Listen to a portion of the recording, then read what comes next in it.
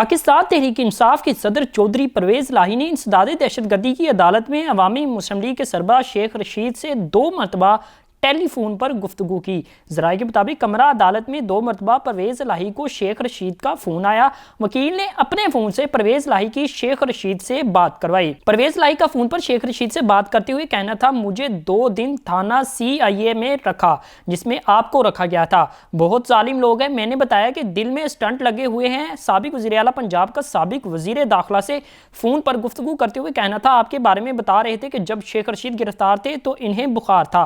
परवेज़ इलाही ने शेख रशीद से गुफ्तगू करते हुए वज़ीर आला पंजाब का भी तज़किरा किया और कहा कि निगरान वज़ीर आला पंजाब मेरा रिश्तेदार है, लेकिन हालात आपको मालूम हैं। चौधरी परवेज़ इलाही ने फ़ोन पर बात करते हुए कहा, चेयरमैन PTI आपके लिए 200% कोशिश कर रहे हैं। चेयरमैन PTI साथ खड़े हैं, इन्हें सब मालूम है। चेयरमैन PTI ने कहा, शेख रशीद बिल्कुल ठीक बंदा है। सदर PTI का शेख रशीद से मजीद कहना था, PTI में बाकियों का तो आपको मालूम है। गुज़श्ता रोज़ मीडिया को मैंने बताया कि मुझे शुजात हुसैन ने कहा है कि चेयरमैन PTI को नहीं छोड़ना।